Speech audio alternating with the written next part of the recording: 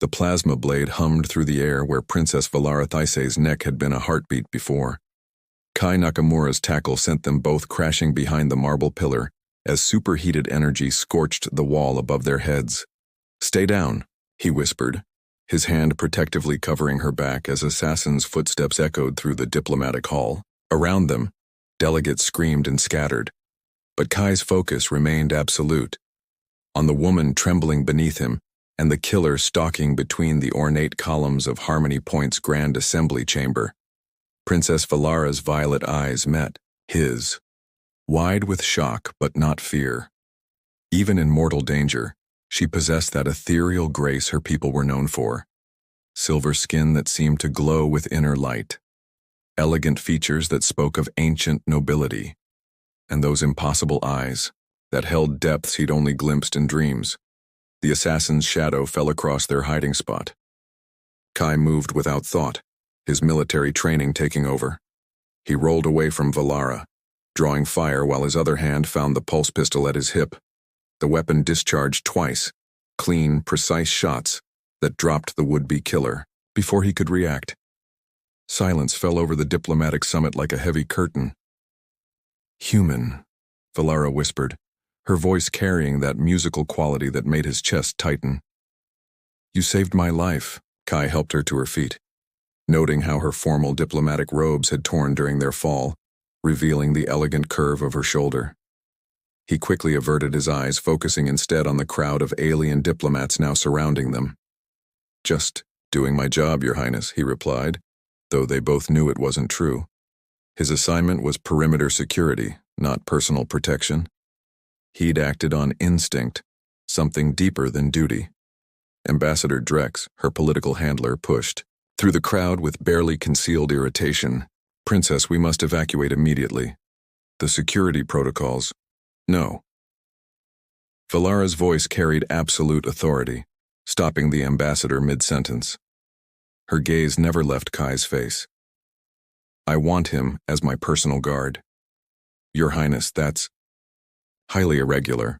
Sergeant Nakamura is human and our security arrangements are clearly inadequate," she interrupted, a note of steel entering her musical voice. "This human noticed what your people missed.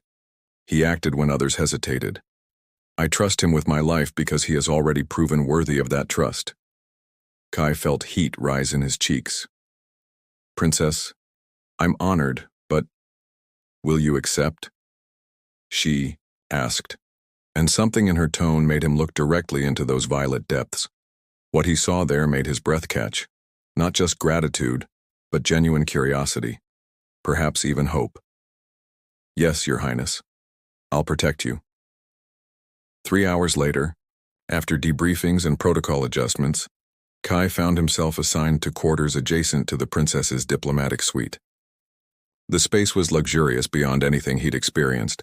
Soft lighting that adapted to biological rhythms, walls that displayed calming scenes from a dozen worlds, furniture that seemed to embrace rather than simply support. A soft chime announced Valara's presence at his door. She entered wearing simple robes, her formal regalia abandoned for something that revealed the woman beneath the title.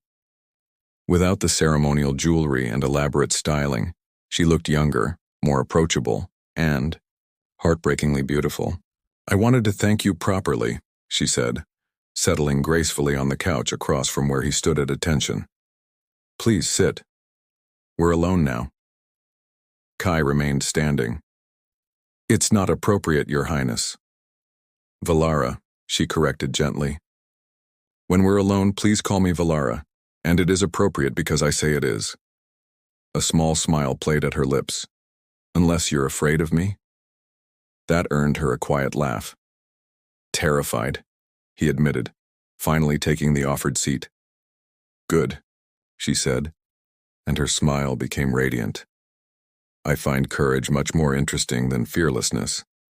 Tell me, Kai Nakamura, what made you notice what others missed today?"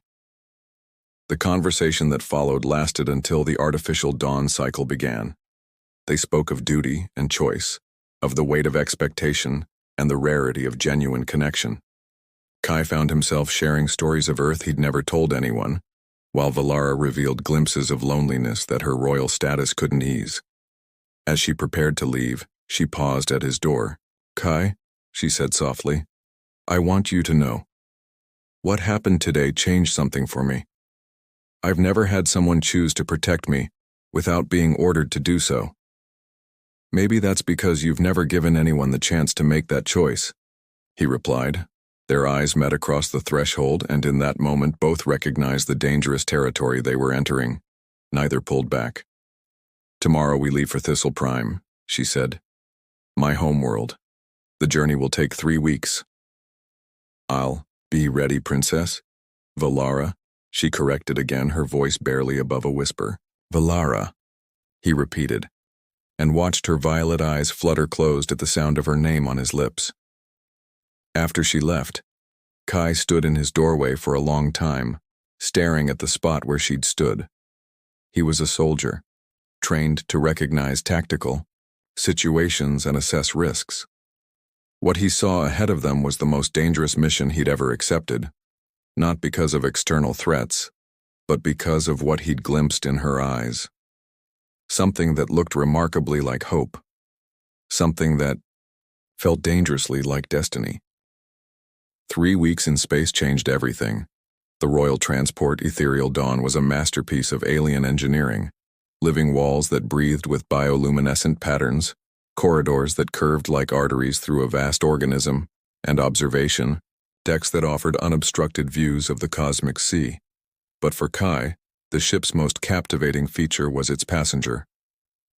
"Your stance is still too rigid," Valara observed, circling him in the ship's training chamber. She moved with liquid grace, her practice robes flowing around her lithe form as she demonstrated the flowing combat style of her people. "Human military training emphasizes force and efficiency, but our way focuses on harmony and redirection." Kai adjusted his position, trying to mimic her fluid movements. "It's like learning to dance while sparring." "Exactly." Her laugh was like silver bells in the recycled air. "My people believe that all conflict is simply misdirected energy. Watch." She approached him slowly, her hands tracing graceful arcs through the air. When she touched his wrists to adjust his guard, electricity seemed to spark between them. Her fingers were warm, softer than silk, and she left them there longer than necessary.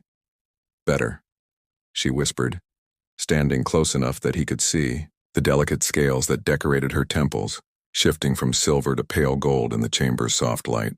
"Now try to strike me." "I can't do that." "Why?" She stepped back, raising her hands in a defensive position that looked more like a prayer than preparation for combat. "Because I'm a princess?" "Because I care about you," he said without thinking, then felt heat flood his face at the admission. The words hung between them like a challenge. Valara's violet eyes searched his face, and something shifted in her expression, surprise giving way to something deeper, more dangerous. "Show me," she said softly. The sparring session became something else entirely. They moved together in slow motion, attack and defense blending into an intimate dance. Each touch lingered, each near miss brought them closer. When Valara finally pinned him to the training mat, her body pressed against his, they were both breathing hard. "This is how my people express affection," she whispered, her face inches from his. "Through trust, through allowing someone close enough to hurt you, knowing they won't." Kai's hands found her waist, his thumbs tracing the curve of her hip bones through the thin fabric. And how do humans express it? Usually with words we're too afraid to say. Her lips parted slightly, and for a heartbeat the universe contracted to the space between their mouths. Then the training chamber's doors chimed with an incoming message, and reality crashed back over them. They separated quickly, but the damage was done. Something had awakened between them that couldn't be ignored. Later that evening, Kai found Valara in the ship's observation lounge, silhouetted against a field of stars that seemed to pulse with their own heartbeat. She'd changed into a simple gown that revealed the elegant line of her neck and the gentle slope of her shoulders. "Can't sleep either?" she asked without turning around. "Too much on my mind." He joined her at the massive viewport, maintaining a careful distance that felt both respectful and agonizing. "Tell me about your world, about Thistle Prime." "It's beautiful," she said, and her voice carried a note of sadness. "Crystal spires that sing in the wind, floating gardens that drift through the atmosphere like dreams. My people live for thousands of years, so we build things meant to last forever. Sounds peaceful." "It is. And it's also a prison." She turned to face him, and starlight caught the unshed tears in her eyes. "Do you know why I requested you as my guard, Kai? Because I saved your life. No. Because when you looked at me after the attack, you saw me. Not the princess, not the political asset, not the breeding stock for the next generation of nobility. You saw Valara, and you chose to protect her." The pain in her voice made his chest tighten. "That's all I've ever seen." "I know." She moved closer, close enough that he could smell the exotic perfume that seemed to emanate from her skin. Something floral and otherworldly. "That's why this is so dangerous." "What is?"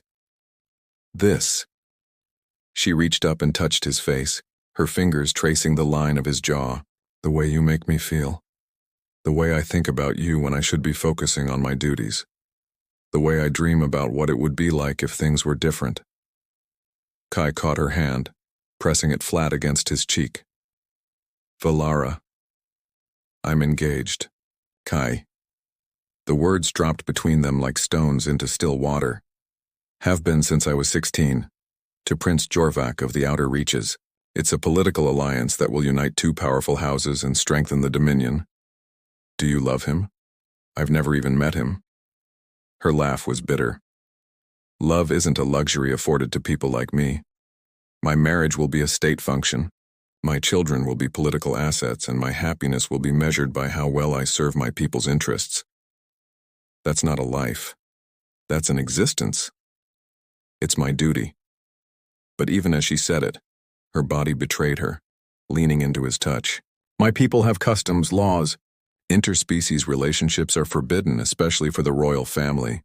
The genetic incompatibility alone—" "I don't care about any of that," Kai interrupted, his other hand finding her waist, pulling her closer. "I care about you. About the woman who stays up nights worrying about diplomatic negotiations, who knows the names of every servant on this ship, who fights like a dancer and dreams of seeing other worlds." "Kai, please." But her protest was weakening, her resolve crumbling as he lifted her hand to his lips and pressed a gentle kiss to her palm. "Please what? Please stop caring about you. Please pretend I don't see how lonely you are. Please act like there isn't something between us that neither of us has ever felt before." She closed her eyes and a single tear traced a silver path down her cheek. "Please don't make this harder than it already is." He wiped away the tear with his thumb, marveling at how it seemed to glow with its own light on his human skin. "What if I told you I didn't want anything from you? No promises, no future, no claims on your heart. What if I just wanted to be here, now, with you?" "I'd say you were lying." But she didn't pull away. "Then let me prove it." The kiss was inevitable, soft at first, tentative, like the first touch of dawn on a new world. Then deeper, hungrier, as weeks of suppressed longing poured out between them. Her lips tasted of starlight and promises, and when she sighed against his mouth he felt something, fundamental shift in his understanding of the universe. When they finally broke apart, both breathing hard, Valara rested her forehead against his. "This changes nothing," she whispered. "I know. We can never be together, not really." "I know." "Then why are you smiling?" Kai's grin was slow and warm. "Because for right now, in this moment, you're not a princess and I'm not a soldier. We're just two people who found each other in the dark." She laughed despite herself, the sound rich with wonder and terror. "You're impossible. I'm human. Is there a difference?" "Not usually." They stood together in the starlight, holding each other as the ship carried them toward a world where their feelings would be forbidden, their connection outlawed, and their future impossible. But in that moment, surrounded by the infinite expanse of space and the warmth of each other's presence, impossible felt like the only truth worth believing in. Thistle Prime was a world born from dreams and crystallized into reality. From the Royal Transport's landing pad, Kai could see the capital city stretching toward twin moons that hung like pearls against the lavender sky. Spires of living crystal hummed in harmonious frequencies, their resonance creating a melody that seemed to emanate from the planet itself. Floating gardens drifted between the towers like islands of green and gold, connected by bridges of solidified light that pulsed with the rhythm of the world's heartbeat. "Welcome to my prison," Valara murmured beside him, her voice barely audible over the welcoming ceremonies. The past week had been torture of the sweetest kind. Since their kiss in the observation lounge, they'd maintained the facade of professional distance while stealing moments of intimacy. Brushed fingers when passing documents, lingering looks across briefing rooms, conversations that said everything while revealing nothing to watching eyes. Now, surrounded by the pageantry of her homeworld and the weight of impending duty, those stolen moments felt like memories from another life. "Princess Valara," Ambassador Drex's voice cut through Kai's thoughts. "The Royal Council awaits your arrival, and Prince Jorvak's envoy wishes to discuss the final wedding arrangements." Kai watched Valara's face transform, the woman he'd come to know disappearing behind the mask of royal composure. "Of course, Ambassador. We wouldn't want to keep my future husband waiting." The words hit Kai like a physical blow, but he kept his expression neutral. Just another reminder that whatever existed between them was built on borrowed time. The royal palace was a marvel of organic architecture, walls that breathed with bioluminescent patterns, floors that yielded slightly underfoot like living tissue, and chambers that seemed to grow rather than be constructed. Kai's quarters were adjacent to Valara's royal suite, close enough to provide protection, far enough to maintain propriety. For 3 days he watched her navigate the political labyrinth of court life. She met with advisors, reviewed treaty negotiations, and endured endless discussions about wedding plans for a marriage she clearly dreaded. Through it all she maintained perfect poise, but Kai saw the strain in the tight line of her shoulders, the forced brightness of her smiles. On the 4th night, she appeared at his door like a ghost in silver robes. "Walk with me," she said simply. They moved through corridors that pulsed with soft light, past chambers where courtiers whispered in languages that sounded like music. Valara led him to a section of the palace he hadn't seen before, older, less formal, where the walls showed their living nature more clearly. "Where are we going?" "Somewhere I can breathe." The garden was hidden in the palace's heart, accessible only through passages known to the royal family. It was smaller than the grand public spaces, but infinitely more beautiful. A sanctuary where alien flowers bloomed in impossible colors and trees whispered secrets in the artificial breeze. At its center lay a pool of water so still it might have been liquid mirror, reflecting the constellation visible through the transparent dome overhead. Valara settled on the grass beside the pool, her silver skin seeming to absorb and reflect the starlight. "Those stars," she said, pointing to a cluster that formed what looked like 2 figures embracing. "We call them Thionel Velith, the lovers. Promise. According to legend, they were 2 beings from different worlds who loved so deeply that the gods placed them in the sky so they could be together forever." Kai settled beside her, close enough to feel the warmth radiating from her skin. "Beautiful story. A tragedy, actually. They're together, but they can never touch, always reaching for each other across the void." She turned to look at him, and in the starlight her violet eyes seemed to hold entire galaxies.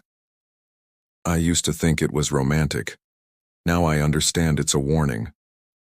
"Valara, do you know what tomorrow is?" she interrupted, her voice carefully controlled. "No. The formal announcement of my engagement. Prince Jorvak arrives with his entourage. There will be a ceremony broadcast across the entire Dominion, and I will smile while they discuss me like a broodmare being put to stud." The bitterness in her voice made his hands clench into fists. "You don't have to go through with it." "Don't I?" she laughed, but there was no humor in it. "I am the heir to the ethereal dominion. My marriage will bind 3 star systems in alliance against the growing threat of the Void Hunters. Billions of lives depend on the political stability my union will provide, and your happiness is irrelevant." She stood abruptly, pacing to the edge of the pool. Do you think I haven't thought about running? About disappearing into the far reaches of space and living as someone else? But I can't. I won't abandon my people for my own selfish desires. Kai rose and moved behind her, close enough to see the tension in her shoulders, the way her hands trembled despite her composed voice. What we feel isn't selfish, isn't it? She spun to face him, and he saw tears tracking silver paths down her cheeks. I've spent weeks indulging in a fantasy while my people prepared for war. I've allowed myself to feel things I have no right to feel, to want things I can never have. You have the right to want happiness, not at the cost of everything else. The words exploded from her with raw pain. Don't you understand I can't choose you, not because I don't want to, but because the cost is too high. My marriage to Yorvak isn't just about politics, it's about survival. Without this alliance, my people will stand alone against enemies that could destroy everything we've built. Then, why did you bring me here? Kai asked quietly. Why show me this place? She stared at him for a long moment, her chest rising and falling with suppressed emotion. When she spoke, her voice was barely a whisper. Because I needed you to understand. Before tomorrow changes everything, I needed you to know the truth. What truth? That I love you. The words hung between them like a challenge to the universe itself. I love your courage, your gentleness, the way you see possibilities where others see only obstacles. I love how you make me feel like a woman, instead of a symbol. I love that you chose to protect me without being ordered to, and that you continue to choose me every day despite knowing it's impossible. Kai felt his world shift on its axis. Valara, I love you, she continued, the words pouring out now like water through a broken dam. And I wish with every fiber of my being that I could marry you instead. I wish we could build a life together, explore the galaxy, have children who carry both our strengths. I wish I could wake up beside you every morning and fall asleep in your arms every night. She took a shuddering breath, silver tears streaming down her face. But I can't. The laws of my people, the needs of the Dominion, the genetic incompatibility, none of it matters because I simply can't. So tomorrow I'll smile and accept Yorvak's proposal, and I'll spend the rest of my very long life pretending that this conversation never happened. The silence that followed was broken only by the gentle sound of water lapping against the pool's edge, and the distant hum of the crystal spires. Kai stood frozen, processing the magnitude of what she'd revealed, the impossible gift of her love, offered alongside its immediate withdrawal. When he finally spoke, his voice was steady despite the storm raging in his chest. Then I'll be the one thing that doesn't demand anything from you. She looked at him in confusion. What? Everyone else in your life wants something. Your duty, your sacrifice, your compliance. Even your future husband wants you as a political asset. He stepped closer, his hands reaching up to frame her face, thumbs wiping away her tears. But I don't want any of that. I just want to be the one person who chose you for no reason other than love. That's impossible. No, he said softly. That's human. Before she could protest, he kissed her. Not the desperate, hungry kiss of the transport ship, but something deeper. A promise sealed with tenderness, a vow made under alien stars. She melted against him, her arms winding around his neck as if she could hold him there forever. When they parted, both breathing hard, he rested his forehead against hers. I don't need marriage or children or any kind of future, he whispered. I don't need you to run away with me or change your world. I just need you to know that someone loves you completely without conditions, without expecting anything in return. How is that enough? She asked, her voice breaking. Because love isn't about what you get. It's about what you give. He pulled, back enough to meet her eyes. And I'm giving you all of mine with no strings attached. Tomorrow you'll marry him and I'll stand guard at your wedding. Next year, when you have his children, I'll protect them too. I'll be whatever you need me to be, guardian, friend, confidant, but I'll never ask for more than you can give. That's not fair to you. Fairness has nothing to do with it. His smile was gentle and heartbreaking.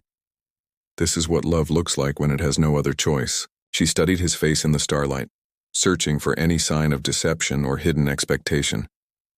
Finding none, she pressed her lips to his once more, this kiss carrying the weight of goodbye and hello, of endings and impossible beginnings. Above them, the lovers' promise constellation wheeled across the alien sky. Two stars forever reaching for each other across the void, together in their separation, united in their eternal longing. I love you too, Kai whispered against her lips. And that's going to have to be enough. Prince Yorvak arrived like a storm cloud given flesh. Tall, imposing, with the predatory grace of a born conqueror. His dark blue skin bore the ritual scars of his warrior house, and his eyes held the cold calculation of someone who saw everything in terms of ownership and utility. Kai watched from his position behind Valara's throne as the prince approached during the formal engagement ceremony, flanked by an honor guard that looked more like an occupying force. The great hall thrummed with barely contained energy. Thousands of nobles and dignitaries gathered to witness the political union that would reshape the balance of power across 3 star systems. Princess Valara Thistle, Yorvak's voice boomed across the assembly, each word precisely calculated for maximum political impact. I come bearing the sacred bond crystal of House Corvain to unite our bloodlines in eternal alliance. Valara rose gracefully, every inch the perfect royal bride. Only Kai could see the minute tremor in her hands, the slight tension around her, eyes that spoke of inner turmoil. For 3 weeks since their night in the garden, they'd maintained their impossible arrangement, professional by day, intimate by night, stealing moments of tenderness in hidden corners of the palace. Prince Yorvak, she replied, her voice carrying across the hall with trained precision. House Thistle welcomes this union and the prosperity it will bring our people. The ceremony was elaborate theater, ancient rituals performed for political gain while real emotions were buried beneath layers of diplomatic necessity. Kai forced himself to watch as Yorvak placed the engagement crystal around Valara's neck, a collar of rare stones that pulsed with their own inner light, while simultaneously marking her as claimed property, but something wasn't right. Kai had learned to read the political undercurrents of the palace, and tonight felt different. Too many guards in unusual positions, too many whispered conversations that stopped when he approached, too many faces he didn't recognize among the supposed diplomatic entourage. After the ceremony, as the court dispersed for the traditional feast, Kai followed his instincts toward the communications array in the palace's eastern wing. If someone was planning something, they'd need secure channels to coordinate. What he found made his blood run cold. Assassination was supposed to look like an accident, a voice said in the darkness. Kai pressed himself against the wall, listening through the partially open door. The princess was meant to die on Harmony Point, clearing the way for direct annexation. The plan failed because of human interference, came another voice, cold, calculating, familiar. Prince Yorvak. No matter. We adapt. The marriage proceeds. I assume control of the Dominion's military assets as her consort, and unfortunate accidents can still be arranged. And the human guard?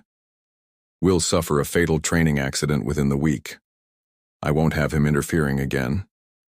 Kai's hand instinctively moved to his weapon, but he forced himself to remain still. This was bigger than personal threat. They were discussing treason, murder, the overthrow of an entire government. He needed proof. Moving with practiced silence, he activated his comm unit's recording function and crept closer to the door. Through the gap, he could see Yorvak standing over a holographic display showing troop movements throughout the Dominion. The outer reach fleets are already in position, Yorvak continued. Once I have legal authority as royal consort, we'll move against the core worlds. Within a year, the ethereal Dominion will be absorbed into the Corvain Empire. And Princess Valara will serve her purpose until I have an heir, then meet with a tragic accident. The child will be raised to understand their proper place in the new order. Kai's jaw clenched. He'd heard enough. Moving carefully, He began backing away from the door, intent on getting this intelligence to Valara immediately. 3 steps back, his boot caught on a decorative tile that had worked loose from the living wall. The sound echoed like a gunshot in the quiet corridor. What was that? Yorvak's voice cut through the darkness. Kai ran. He made it halfway to Valara's quarters before they caught up with him. 6 guards in Corvain colors moving with military precision. Kai's training took over. Strike the leader, use his body to block the others, roll behind cover, find a choke point. The palace corridors became a battlefield. Pulse blasts scorched the living walls, making them recoil with organic distress. Kai fought with desperate efficiency, but he was outnumbered and they had the advantage of familiar territory. A stun blast caught him in the shoulder, spinning him around. Another hit his leg, sending him crashing to the floor. As consciousness faded, he managed to trigger his comm unit's emergency beacon. A final desperate hope that someone would investigate. He woke in a detention cell deep beneath the palace, his head pounding and his shoulder throbbing from the stun blast. Through the energy barrier that served as bars, he could see 2 guards standing watch. No way out, no way to warn Valara, no way to stop what was coming, unless... I need to speak with Princess Valara, he called out. Tell her that her personal guard requests an audience. One of the guards laughed. The princess is busy preparing for her wedding tomorrow. She has no interest in speaking with a disgraced human who was caught spying on royal guests' wedding. Tomorrow. They were moving faster than planned, probably because of his discovery. Once Yorvak had legal authority, the coup would begin. Hours passed. Kai paced his cell, testing the barriers, searching for weaknesses, coming up empty. His comm unit had been confiscated, his weapons were gone, and the energy field was military grade. He was trapped while the woman he loved walked unknowingly toward betrayal and death. Then the lights went out. In the darkness, he heard the soft hum of the energy barrier deactivating, followed by the whisper of movement in the corridor. A small light appeared. Valara, wrapped in a dark cloak holding a personal illuminator. The guards? Kai asked as she helped him to his feet. Sleeping. Thistle sleeping powder works on most humanoid species. Her violet eyes were fierce with determination. Now tell me what you discovered that was worth getting yourself imprisoned. He told her everything. The overheard conversation, the troop movements, the planned assassination and coup. With each revelation, her face grew paler, but her resolve only strengthened. We have to stop the wedding, she said when he finished. How? Your entire court is complicit or compromised. Even if we could prove it, who would we tell? Not the court, she said, a dangerous smile playing at her lips. The people. Tomorrow's ceremony is being broadcast across the entire Dominion. If I can expose Yorvak publicly, with evidence, it would mean civil war. It would mean freedom. She took his hands in hers, her touch warm and sure. I've been thinking about what you said in the garden. About choosing love over duty. I realize now that sometimes they're the same thing. Valara, I love my people too much to let them be enslaved. I love you too much to let you be murdered. And I love myself too much to spend eternity as a trophy wife to a tyrant. Her grip tightened. Will you help me? Looking into her eyes, seeing the fierce determination and desperate hope there, Kai felt something fundamental shift in his understanding of their situation. This wasn't about choosing between love and duty anymore. It was about fighting for both. What do you need? Access to the palace security systems.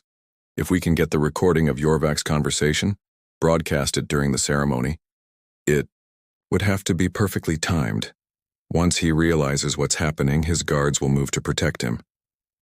Then we'll have to be perfect. She leaned forward and kissed him, hard and desperate and full of impossible hope. Are you ready to help me start a revolution? Kai smiled, the expression fierce and protective and utterly human in its defiance of impossible odds. Princess, I thought you'd never ask. Outside the detention cells, the palace slept, unaware that in its depths, 2 lovers were planning to tear down an empire and rebuild it in the name of something that had no name in any language. something that lived in the space between heartbeats, in the courage to choose hope over certainty, in the radical act of loving someone enough to fight the entire universe for their freedom.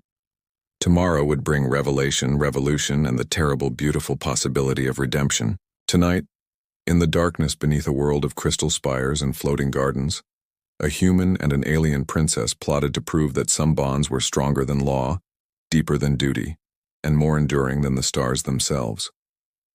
The revolution would begin with a wedding, and it would end with the most dangerous truth in the universe: that love, real love, was the only force capable of changing the fundamental structure of reality itself.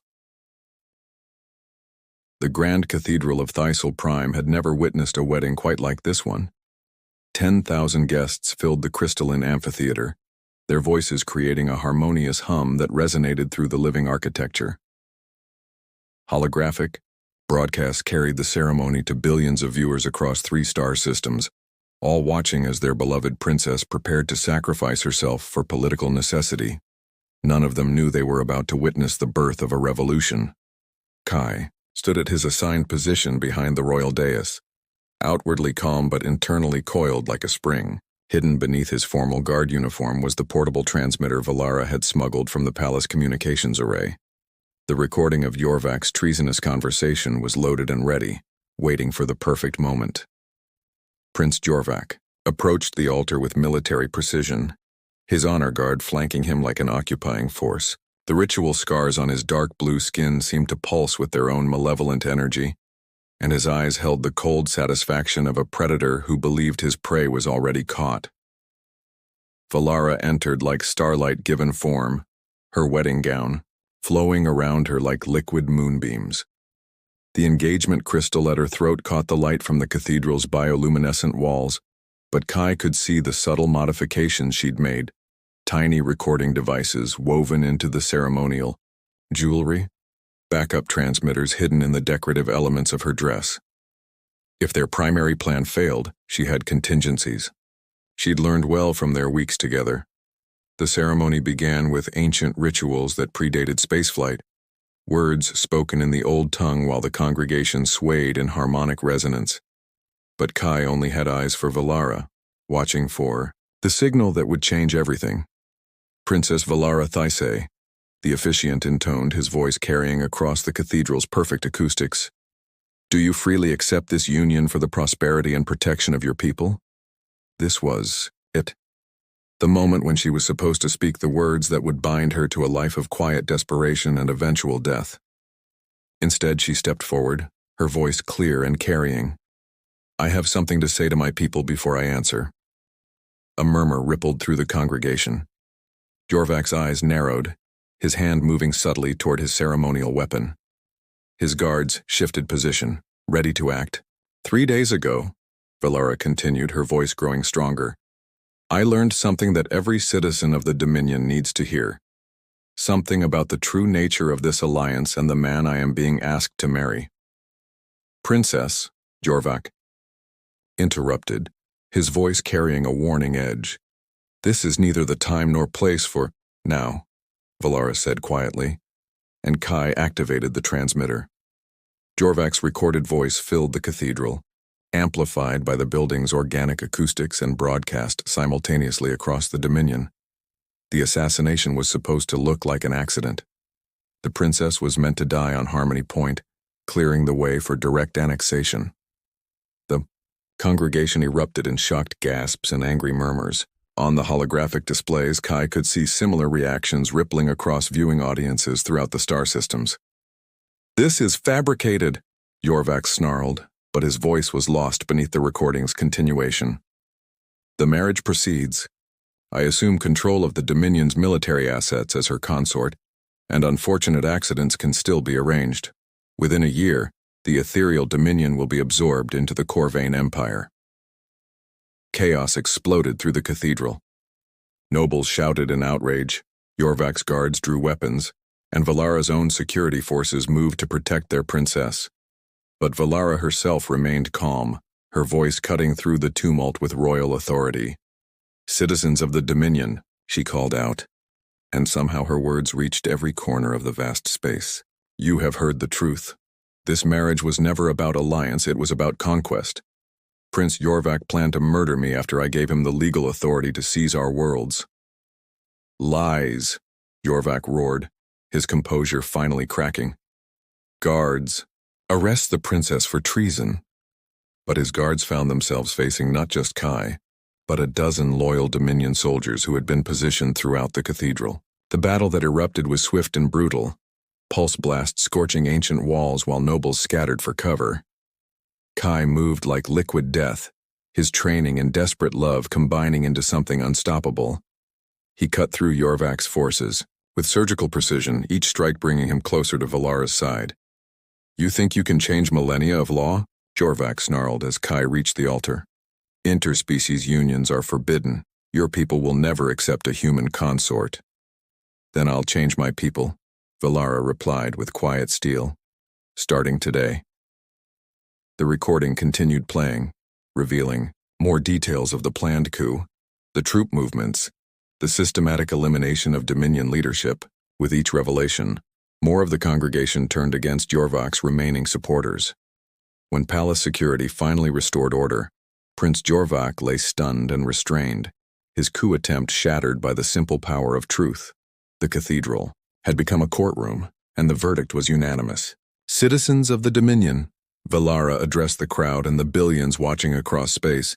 Today you have seen that some bonds are stronger than law, some truths more important than tradition. I ask you now to trust me as I have always trusted. You, to follow me into a new era where love is not limited by species, where alliances are built on truth rather than deception, where the strength of our union comes from choice rather than coercion. The response was overwhelming. Cheers that shook the cathedral's foundations, chants of support that echoed across the viewing networks, a wave of approval that swept through star systems like wildfire. But Kai barely heard it. He was focused, entirely on Valara, on the woman who had just defied an empire for love and justice in equal measure. So, she said, turning to face him with eyes that held entire galaxies, I find myself in need of a new husband. Do you know anyone who might be interested? His answer was a kiss that tasted of revolution and stardust, of promises kept and impossible dreams made real. The cathedral erupted in fresh cheers, but they were lost in the universe that had contracted to the space between their lips. 1 year later, the same garden where Valara had once confessed her impossible love, now bloomed with flowers from a dozen worlds, earth roses growing beside Thistle lumen blossoms, their roots intertwined in the rich soil of change. The transparent dome above showed the same constellation, the lover's promise, but tonight it seemed different somehow, closer, more attainable, as if the universe itself had shifted to accommodate new possibilities. Kai adjusted his formal robes, still not entirely comfortable with the elaborate ceremonial dress required for an empress's consort. The past year had transformed not just their relationship, but the entire structure of the Dominion. The revolution that began in a cathedral had spread across the stars, toppling xenophobic laws and opening borders that had been closed for millennia. Having second thoughts? Valara appeared beside him like a vision in silver and starlight, her own wedding gown a masterpiece of combined human and Thistle artistry. Gone was the collar-like engagement crystal, replaced by a simple pendant that pulsed with gentle warmth. A gift from the children of New Terra, crafted from metals found in the rings of Saturn. Never, he replied, taking her hands in his. Though, I still can't believe your people accepted this so readily. They didn't accept it, she corrected with a smile that held echoes of the mischievous woman he'd fallen in love with aboard a transport ship. They demanded it. After the truth about Yorvak came out, after they saw what real partnership could accomplish, they wanted leaders who chose love over political convenience. It was true. The past year had seen unprecedented changes, diplomatic missions led by mixed-species teams, cultural exchanges that enriched both civilizations, technological advances born from the fusion of human ingenuity and Thistle wisdom. The Dominion hadn't just survived the revolution, it had thrived. Besides, Valara continued, moving closer until their bodies touched, They've seen what we can accomplish together. The peace accords with the Centauri Federation, the successful defense against the Void Hunter incursions, the establishment of the Interspecies Council. None of that would have been possible without both our perspectives. Kai smiled, remembering the challenges they'd faced together. Leading a government was complicated enough without the added complexity of bridging two entirely different evolutionary paths. But somehow, they'd made it work. Her diplomatic brilliance complemented his tactical thinking. Her cultural wisdom balanced his innovative approaches. Her ethereal grace grounded his human passion. And the genetic compatibility issue? He asked, though he already knew the answer. It had been one of the first problems their combined scientific teams had tackled. Solved 3 months ago, she laughed, her hand moving to rest on the slight curve of her abdomen that was just beginning to show. Dr. Yenth confirmed it yesterday. Our children will be perfectly healthy, combining the best traits of both species. The first of a new generation that will grow up seeing the universe as one vast interconnected family rather than a collection of isolated worlds. Kai's breath caught. They'd hoped, planned, dreamed of this possibility, but hearing it confirmed filled him with a joy so profound it seemed to rewrite his understanding of happiness itself. Children? He repeated. Plural? Twins, she whispered, her violet eyes sparkling with tears of pure bliss. A boy and a girl if Dr. Yenth's scans are accurate. The future heirs to an empire built on love rather than conquest. He lifted her off her feet, spinning her around in the garden that had witnessed their first confession of impossible love. Her laughter rang out like silver bells, mixing with the harmonious hum of the crystal spires that surrounded them. When he set her down, they were both breathless, both glowing with the kind of happiness that seemed to emanate from their very souls. Ready to make it official? She asked, nodding toward the altar they'd had constructed at the garden's heart. Not the massive ceremonial platform of state weddings, but something intimate and personal, decorated with flowers from both their worlds and lit by the gentle bioluminescence of Thistle organisms mixed with the warm golden light of Earth-style candles. Their wedding party was small, trusted friends, family members who had traveled from Earth to witness this historic union, and a few key officials whose presence was required for legal purposes. But the ceremony itself was broadcast across the Dominion and beyond, watched by billions who had invested their hopes in this impossible love story. Citizens of the Dominion, Valara addressed the small gathering and the vast audience beyond. 1 year ago, we learned that some truths are more powerful than law, some bonds stronger than tradition. Tonight, we celebrate not just the union of two hearts, but the birth of a new era where love knows no boundaries, where differences are strengths rather than obstacles, where the future belongs to those brave enough to reach across the void and touch what seems impossible. The officiant, the same elderly priest who had presided over the disaster of her first wedding attempt, spoke the ancient words with new meaning, adapting millennia-old rituals to encompass something that had never existed before. Human and Thistle traditions wove together like the roots of their garden plants, creating something entirely new yet deeply rooted in the best of both cultures. When the moment came to exchange vows, Kai found his voice steady despite the magnitude of the moment.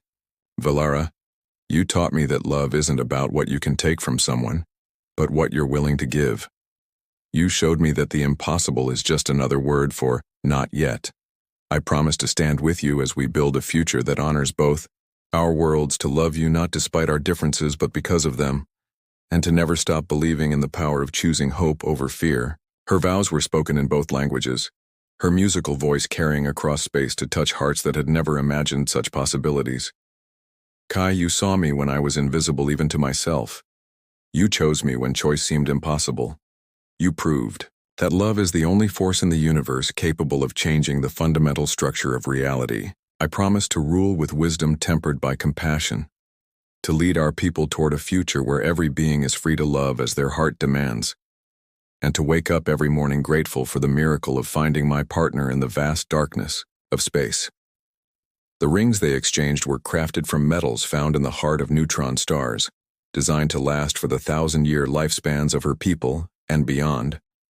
As they slipped them onto each other's fingers, The metal seemed to pulse, with warmth, as if responding to the love that had brought them together.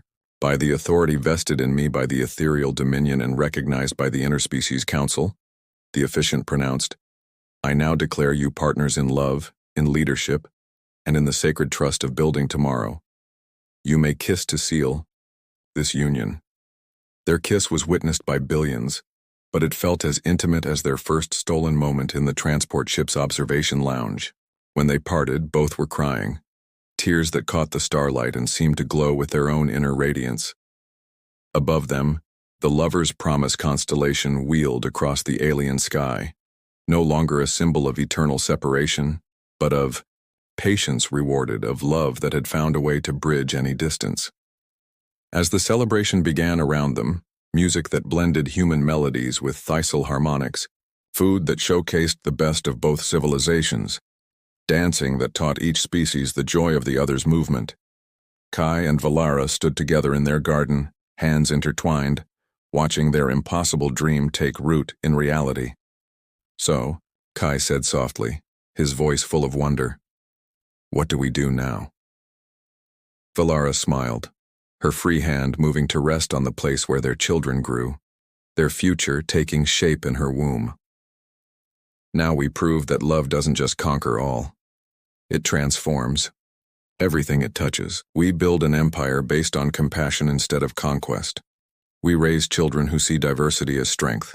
And we show the universe that the most revolutionary act of all is choosing to love without limits. Think we can do it? I think, she said, standing on her toes to whisper against his ear, that we already have.